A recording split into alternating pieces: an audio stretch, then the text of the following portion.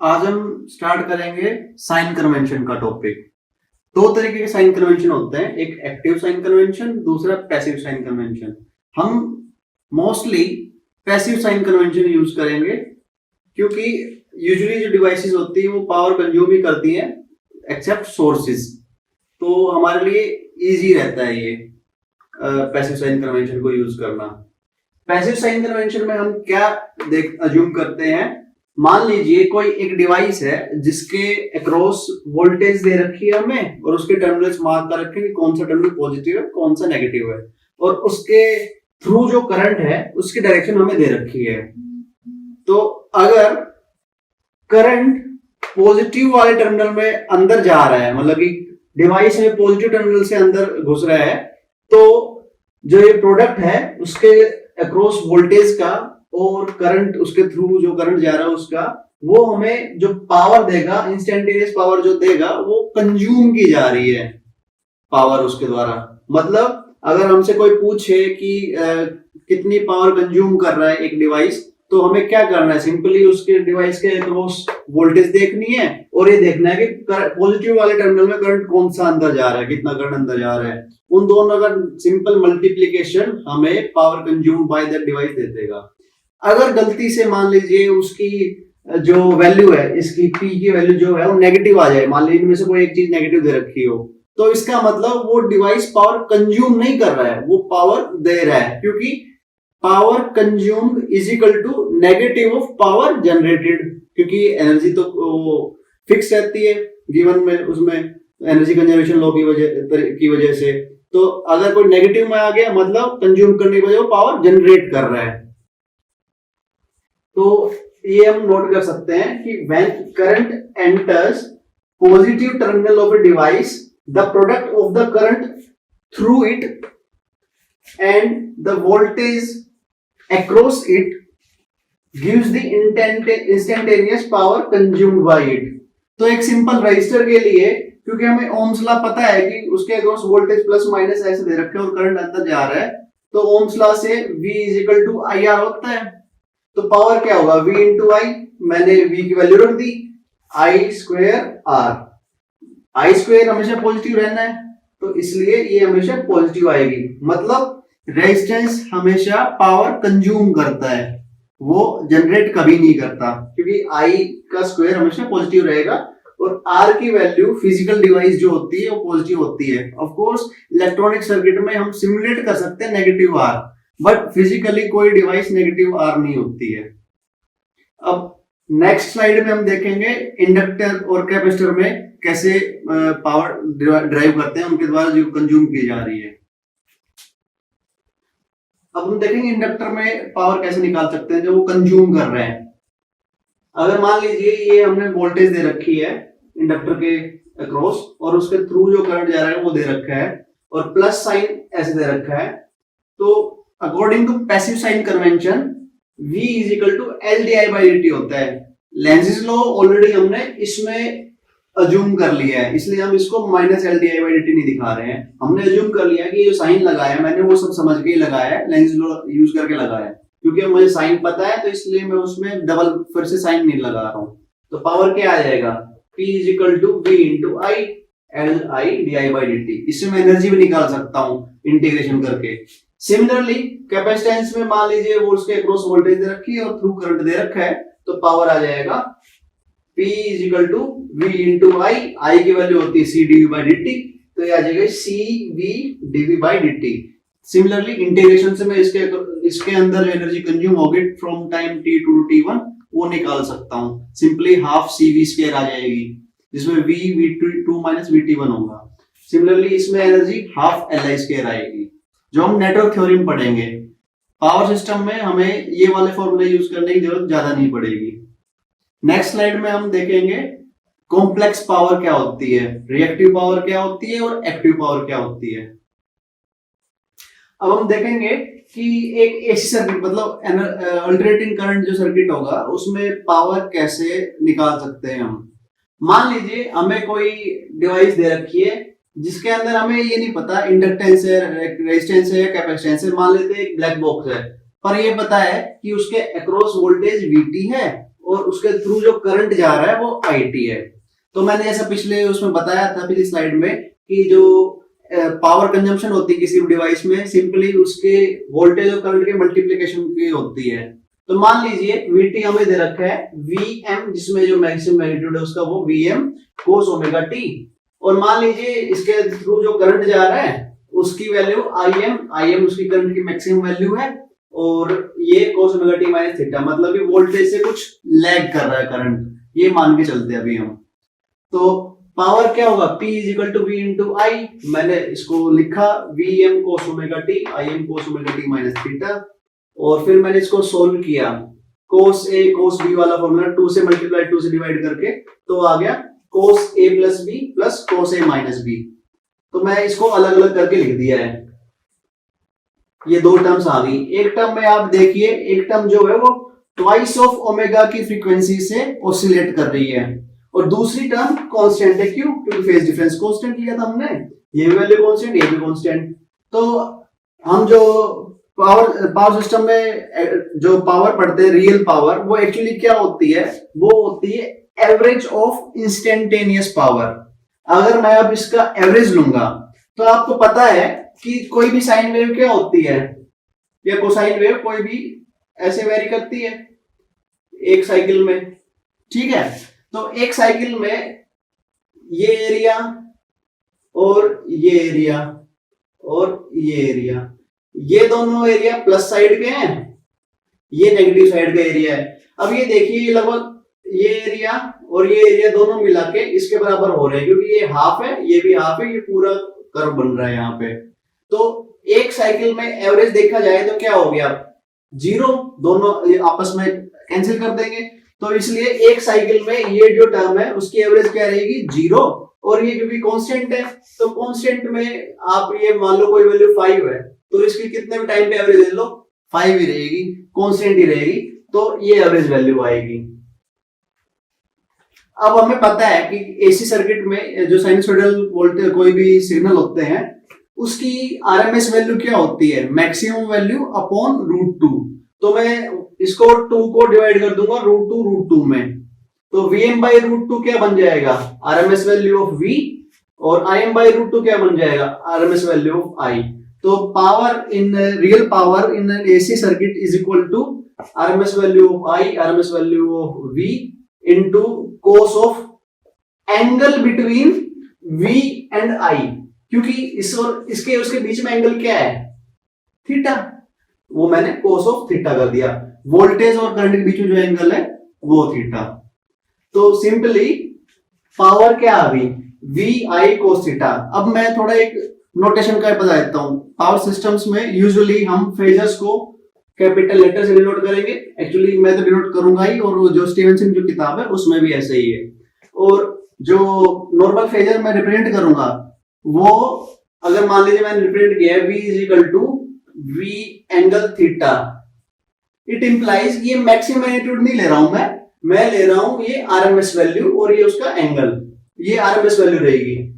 और अगर मैं इसको टाइम डाउन में दिखाना चाहूंगा तो मैं इसको ऐसे लिखूंगा, √2 से मल्टीप्लाई करूंगा और V cos omega t plus theta ऐसे लिखूंगा। ये नॉर्मल नोटेशन यूज की गई है स्टीवेंसन बुक में भी, और मैं भी ऐसे ही यूज करूंगा। हमने पिछली स्लाइड में देखा था कि जो पावर थी वो इस फॉर्मूले से निकल रही थी, और एवरेज पावर लेने पे, इसकी एवरेज लेने पे ये सिंपल ये आया था VI cos थीटा, जिसमें ये आरएमएस वैल्यूज थी।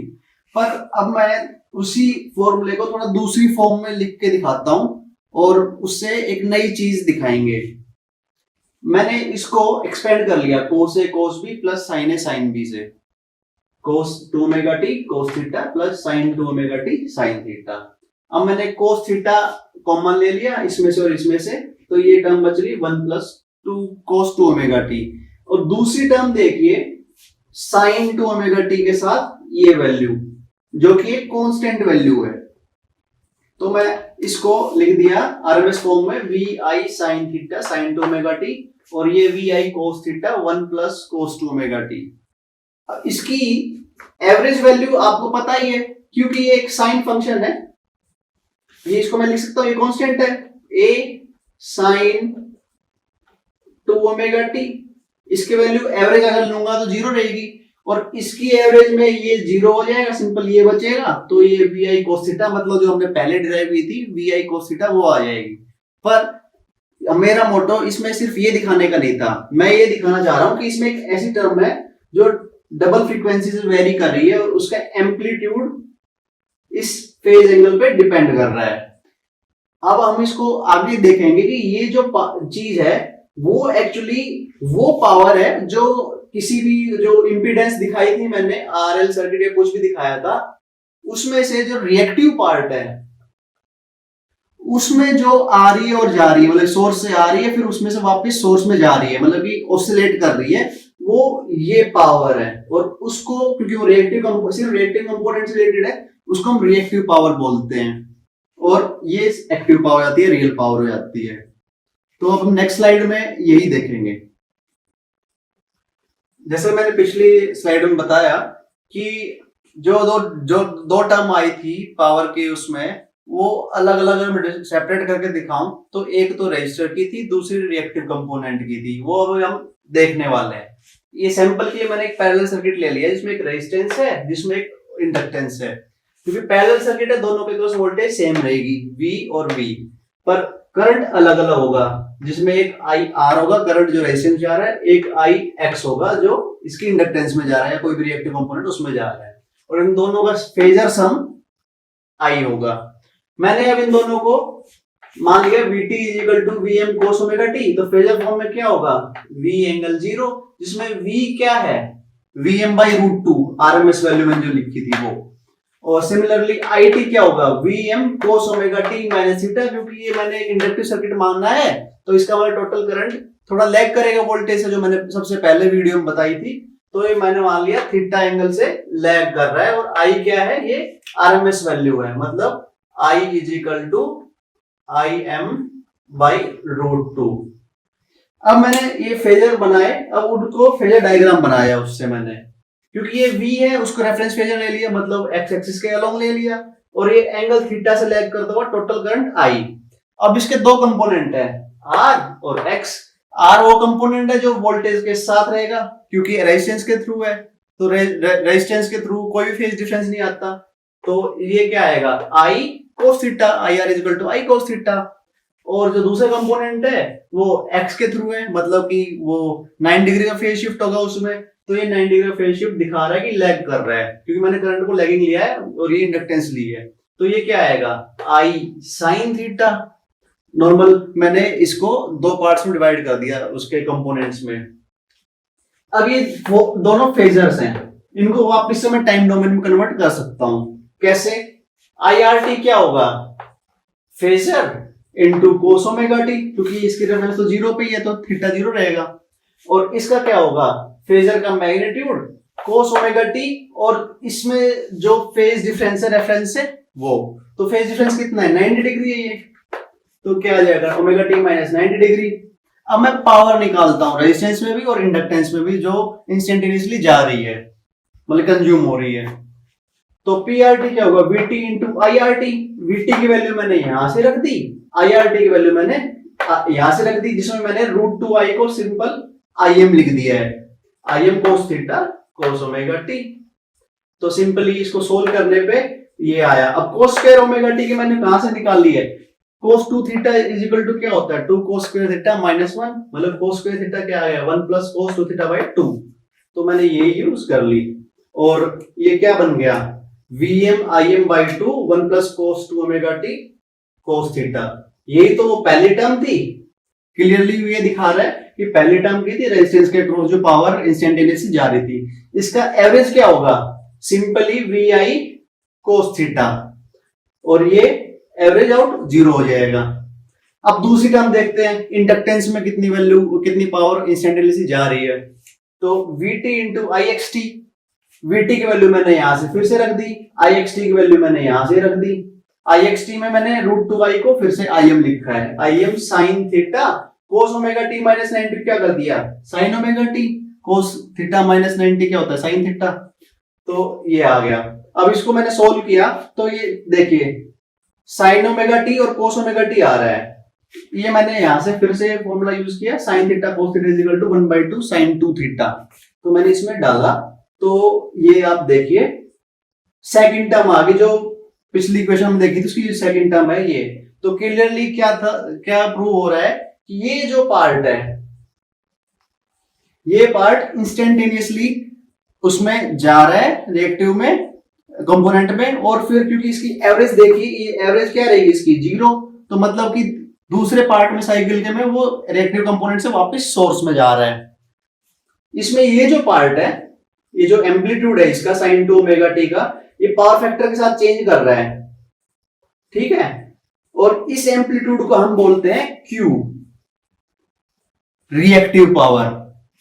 तो आप ध्यान से देखिए, अंतर देखिए, मैंने क्या बताया था, P जो थी एक्टिव पावर क्या थी, वो थी average of power in the total component, मतलब कि R और X के दो भी इंपीडेंस बनेगी, उसके अक्रॉस जो पावर है उसका एवरेज। और Q क्या है, Q है amplitude of instantaneous power across reactive part, reactive component. तो आप ये देखिए, ये तो एवरेज है, पर ये सिर्फ एम्पलीट्यूड है, इसकी एवरेज 0 रहती है, पर क्योंकि इसकी वजह से टोटल जो करंट है उसकी वैल्यू में चेंज आता है। ये जितना ज्यादा होगा टोटल वैल्यू इसकी उतनी ज्यादा, जैसे मान लीजिए ये ज्यादा हो गया, ये यहां तक आ गया, तो आई की वैल्यू क्या आएगी, इन दोनों का सम। देखिए आई की वैल्यू पूरी बढ़ गई है, कितना बड़ा हो गया आई का मैग्नीट्यूड। और हमने देखा है कि रेजिस्टर के अक्रॉस पावर क्या होती थी, आई स्क्वायर आर। तो अगर ये आई बढ़ गया, ये आई अगर बढ़ गया, तो टोटल एवरेज लॉस या पावर जो रेजिस्टेंस में जा रही है वो बढ़ जाएगी। तो इसलिए हमारी कोशिश रहती है कि रिएक्टिव पार्ट जो है उसको कम कर दें हम किसी तरह। और अंतर यही है, रिएक्टिव पार्ट सिंपली एम्पलीट्यूड होता है, जो इंस्टेंटेनियस पावर ऑसिलेट कर रही है रिएक्टिव कंपोनेंट और सोर्स के बीच में, वो होती है। और एवरेज पावर पूरी डिवाइस में जो पावर जा रही है उसका एवरेज होता है, वो एक्टिव पावर होती है।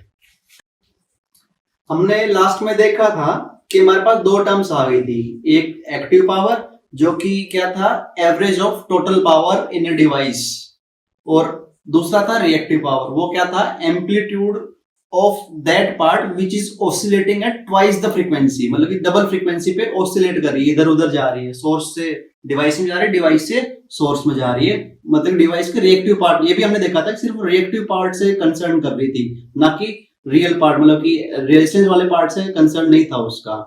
तो हमने उसकी एक्सप्रेशन भी निकाली थी। तो एवरेज पावर क्या आई थी, P is equal to RMS V RMS I cos of angle between V and I।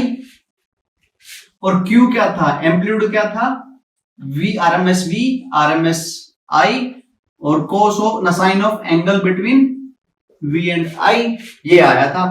अब मुझे कोई ऐसी चीज मिल जाए, कोई ऐसी एक्सप्रेशन मिल जाए जो इन दोनों को एक में ही कंसीडर कर ले, तो मेरा मैथमेटिकली काम बड़ा आसान हो जाएगा, जो मैं आगे फ्यूचर में यूज करूंगा इन दोनों को, क्योंकि इनकी वैल्यू बहुत ज्यादा होती है। ये हमें एक्टिव पावर दिखाती है, मतलब एक्टिव वर्क कितना हो रहा है, ये हमें दिखाता है वोल्टेज ड्रॉप कितना हो रहा है लाइन के अक्रॉस या किसी उसके अक्रॉस। तो इन दोनों की अपनी ही इंपॉर्टेंस है, महत्वता है। तो मैं देखता हूं, अगर मान लीजिए v is equal to √2v cos omega t है, मतलब कि इसको फेजर फॉर्म में लिखूं तो v is equal to v angle 0 directly लिख सकते हैं। और it अगर मान लीजिए किसी, मान लीजिए इंडक्टिव सर्किट है, तो I लैग कर रहा है √2i cos omega t minus theta. तो फिर फेजर फॉर्म में क्या होगा, I is equal to I angle of minus theta. अब मैं एक एक्सप्रेशन लिखता हूं जिसमें लिखता हूं v इंटू आई का कॉन्जुगेट। कॉन्जुगेट क्या होता है, सिंपली उसमें मतलब कि किसी जो कॉम्प्लेक्स फॉर्म है उसमें जो आयोटा है जे पार्ट है उसको माइनस जे से रिप्लेस कर दूं। और अगर ये मैंने पोलर फॉर्म में लिख रखा है, उसका मतलब होता है सिंपल, ये एंगल अगर माइनस तो प्लस कर दो, प्लस है तो माइनस कर दो, बस इतना अंतर होता है। तो मैं इन दोनों को मल्टीप्लाई करता हूं। v की वैल्यू मैंने यहां से रख दी, i की वैल्यू मैंने यहां से रख दी, और उसका कॉन्जुगेट करना है। तो मैंने कॉन्जुगेट किया तो एंगल माइनस था, प्लस कर दिया, v angle 0, i angle theta. इसको सोल्व किया तो एंगल ऐड हो जाएंगे, 0 plus theta equal to theta. अब इसको मैं वापिस से कॉम्प्लेक्स फॉर्म में कन्वर्ट कर देता हूं इसको। ये क्या होता है, ये V I cos theta plus J V I sine theta. अब आप ये देखिए, ये जो इसका रियल पार्ट है वो सीधा P है जो मैंने पिछले उसमें लिखा था, और ये जो इसका इमेजिनरी पार्ट है वो Q के बराबर है। तो मेरे पास एक ऐसी एक्सप्रेशन मिल गई कि मैं लिख दूं S is equal to V I conjugate, जिसमें ये दोनों फेजर्स हैं। तो डायरेक्टली जो एक्सप्रेशन आएगी उसमें दोनों होंगे, P भी होगा Q भी होगा, इसलिए मैं वी आई कॉन्जुगेट लेता हूं। अगर मैं वी आई कॉन्जुगेट नहीं लेता तो ये साइन क्या आता, माइनस का, तो वो एक साइन की गड़बड़ी हो जाती, क्योंकि हमने जब ड्राइव किया था पहले तो ये वाला जो पार्ट आया था वो प्लस का आया था, इसलिए मुझे ये प्लस का ही आए और मेरी साइन कन्वेंशन ठीक रहे, तो मैंने इसको कॉन्जुगेट ले लिया, ना कि नॉर्मल लिया। और मेरे पास एक ऐसी कम्युलेटिव एक इकट्ठी एक्सप्रेशन आ गई जिसमें दोनों P भी है और Q भी है, और हमारा काम बड़ा ही इजी हो जाएगा। अब क्योंकि S क्या है, V और I conjugate is equal to P plus JQ भी है, तो इसका मैं अगर एम्पलीट्यूड लिखूं तो अपने कॉम्प्लेक्स थ्योरी से क्या होगा, इसका एम्पलीट्यूड क्या होगा, P square plus Q square का अंडर रूट। तो आप देख सकते हो S क्या है, P square plus Q square. और एक और चीज, क्योंकि आपने देखा है S को मैं डायरेक्ट ये भी लिख सकता हूं, S is equal to V I angle theta. तो इसका अगर मैं कॉस लूंगा तो रियल पावर आ जाएगी, साइन लूंगा तो रिएक्टिव पावर आ जाएगी। कितना इजी हो गया हमारा काम, एक ही एक्सप्रेशन में मैं दोनों चीजें रिप्रेजेंट कर सकता हूं। ये है हमारी कॉम्प्लेक्स थ्योरी को यूटिलाइज करने की उसमें जो इंपॉर्टेंस दिखती है वो यहां से दिखती है। Thank you.